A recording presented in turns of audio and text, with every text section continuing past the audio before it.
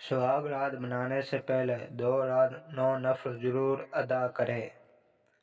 9 نفل ادا کرنے کے بعد بیوی کے پاس جائے اور اس سے پیار بھری باتیں کرنا شروع کرے۔